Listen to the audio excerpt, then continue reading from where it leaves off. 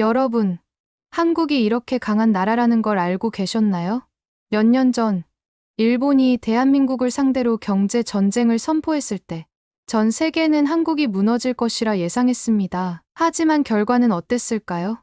제가 직접 목격한 이 놀라운 반전, 지금부터 들려드리겠습니다. 시청 전에 좋아요와 구독 한 번씩 눌러주시면 더 많은 이야기를 전하는 데 큰 힘이 됩니다. 저는 미국 출신의 경제 저널리스트 마이클입니다. 수년간 아시아 경제를 연구하며 한국과 일본의 관계를 면밀히 지켜봐 왔죠. 2019년, 일본이 한국을 상대로 반도체 핵심 소재 3가지를 수출 제한한다고 발표했을 때, 저를 포함한 대부분의 경제 전문가들은 한국이 심각한 타격을 입을 것이라 예상했습니다. 글로벌 언론은 앞다투어 보도했습니다. 한국 반도체 산업 위기, 한국 경제 흔들린다 같은 자극적인 헤드라인이 쏟아졌죠. 솔직히 말해 저도 그렇게 생각했습니다. 그런데 이상한 소식이 들려오기 시작했습니다. 한국 국민들은 패닉에 빠지는 대신 결의를 다졌습니다. 길거리에서는 일본 제품 불매 운동이 시작됐고, 시민들은 그 길을 외치며 하나가 되었어요. 기업들은 일본 없이도 살아남겠다는 의지를 보이며 반격을 준비했습니다. 이 모든 움직임을 직접 확인하고 싶었던 저는 곧바로 서울로 향했습니다. 서울 공항에 도착하자마자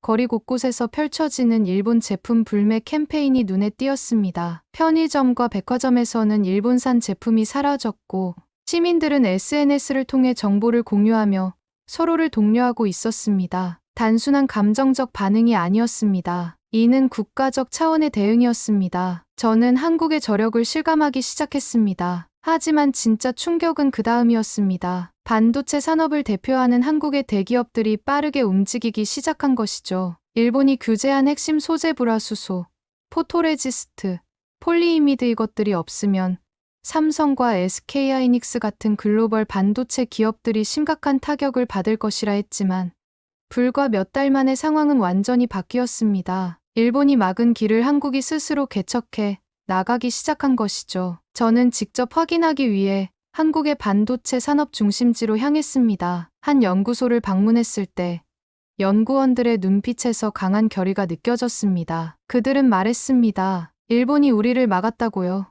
그렇다면 우리가 직접 만들어야죠.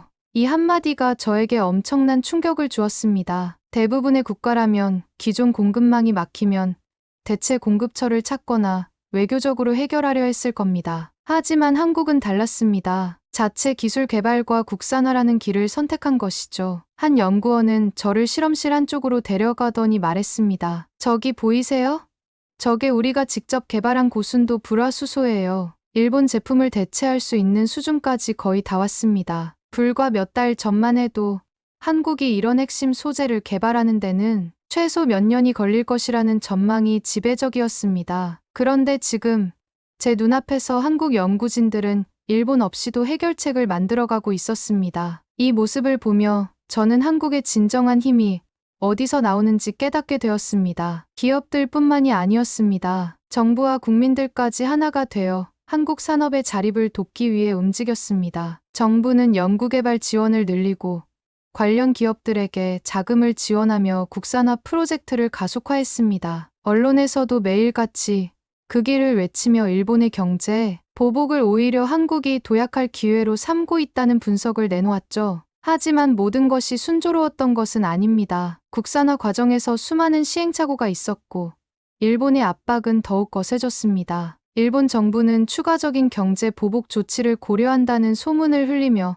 한국을 압박하려 했죠. 그러나 한국은 흔들리지 않았습니다. 오히려 일본의 압박이 거세질수록 한국의 의지는 더욱 강해졌고 전 국민이 우리의 길을 가자는 분위기로 똘똘 뭉쳤습니다. 그렇게 시간이 흘러 드디어 결정적인 순간이 찾아왔습니다. 그 순간이었습니다. 일본이 한국에 대한 경제 보복을 단행한 지 6개월이 흐른 어느 날 한국의 반도체 기업들이 공식적으로 발표했습니다. 우리는 일본 없이도 생산할 수 있습니다. 처음 이 소식을 들었을 때 저는 믿기 어려웠습니다. 어떻게 이렇게 빠른 시간 안에 해결할 수 있었을까요? 한국이 일본 없이도 반도체 핵심 소재를 자체 생산할 수 있게 되었다는 소식은 전 세계를 충격에 빠뜨렸습니다. 저는 직접 확인해야겠다는 생각이 들었습니다. 그래서 다시 한번 한국의 한 첨단 연구소를 방문했습니다. 실험실 안으로 들어서자 하얀 가운을 입은 연구원들이 바쁘게 움직이고 있었습니다. 저를 안내하던 연구원이 유리창 너머의 실험 장비를 가리키며 말했습니다. 이곳에서 우리가 직접 만든 고순도 불화수소가 생산되고 있습니다. 일본 제품과 비교해도 손색이 없어요. 저는 숨을 삼켰습니다. 이전까지 한국은 반도체 핵심 소재를 일본에서 수입해야만 했습니다. 일본이 수출을 막아버리자 한국은 대체 공급처를 찾는 대신 자체 개발에 집중했습니다. 물론 쉬운 길은 아니었습니다. 연구 초기에는 순도가 낮아 제대로 사용할 수 없는 경우도 많았고 실패가 반복되었습니다. 하지만 포기하지 않았습니다. 연구원들은 밤을 새워가며 실험을 거듭했고 기업들은 연구비를 아끼지 않았습니다. 결국 불과 몇 달 만에 국산화에 성공한 것입니다. 저는 연구원들에게 질문했습니다. 정말로 일본 제품을 완전히 대체할 수 있나요? 연구원은 자신 있게 대답했습니다. 그럼요.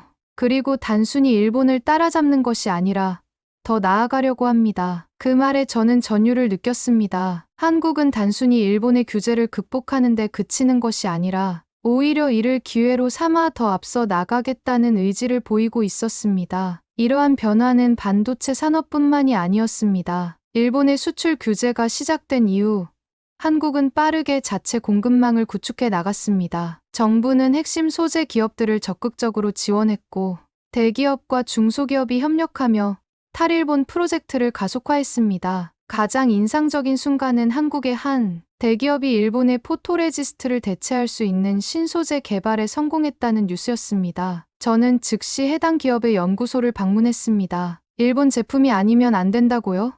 이제 그럴 필요 없습니다. 연구소에서 만난 한 책임 연구원의 말이 제 머릿속을 울렸습니다. 그들은 기존 일본 제품보다 더 성능이 좋은 신소재를 개발했고 이를 바탕으로 반도체 생산 공정을 개선하고 있었습니다. 이 소식이 발표되자 일본 내에서도 당황하는 분위기가 역력했습니다. 일본 정부는 한국이 결국 굴복할 것이라 예상했지만 현실은 정반대였습니다. 오히려 한국은 위기를 기회로 바꿔 더 강한 산업 경쟁력을 갖추게 된 것입니다. 이 모든 상황을 지켜보면서 저는 한국이라는 나라의 저력을 다시금 깨닫게 되었습니다. 단순한 경제 보복이었지만 한국은 이를 통해 더욱 강한 국가로 성장하고 있었습니다. 하지만 여기서 끝이 아니었습니다. 일본은 또 다른 방식으로 한국을 흔들려 했고 예상치 못한 변수가 등장하게 됩니다. 저는 아직 몰랐습니다. 이게 단순한 우연이 아니었다는 사실을요. 저는 한국이 일본의 경제 보복을 이겨내는 과정을 지켜보며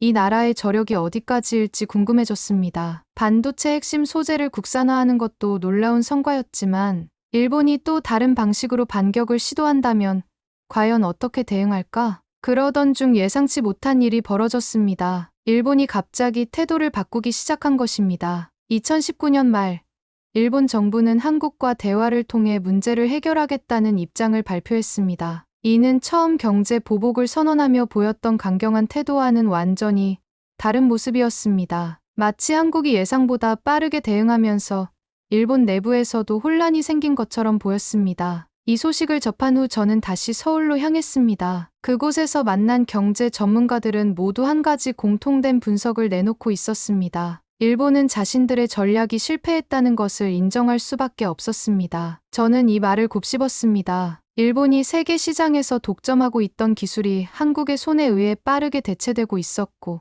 한국의 기업들은 오히려 이를 기회로 삼아 더 발전하고 있었습니다. 이제 한국은 단순히 일본 제품을 대체하는 것이 아니라 글로벌 시장에서 경쟁력을 높이며 일본을 위협하는 수준까지 도달하고 있었습니다. 이 모든 변화 속에서 가장 인상적이었던 순간은 일본의 한 경제지가 보도한 기사였습니다. 일본의 경제 보복은 오히려 한국 경제의 체질을 강화시키는 계기가 되었다. 저는 이 기사를 읽으며 깊은 충격을 받았습니다. 일본 내에서도 한국의 대응을 인정하는 분위기가 점차 형성되고 있었습니다. 한국은 단순히 위기를 극복하는 데 그치지 않았습니다. 오히려 이를 발판 삼아 더 높은 곳을 향해 나아가고 있었습니다. 그러던 어느 날, 저는 한 반도체 공장에서 뜻밖의 광경을 목격했습니다. 공장 내부를 둘러보던 중, 한 연구원이 저에게 다가와 작은 실리콘 웨이퍼 조각을 손에 쥐어주었습니다. 이게 무엇인지 아시겠어요? 저는 조심스럽게 웨이퍼를 살펴보았습니다. 우리가 국산화한 최첨단 반도체 소재입니다.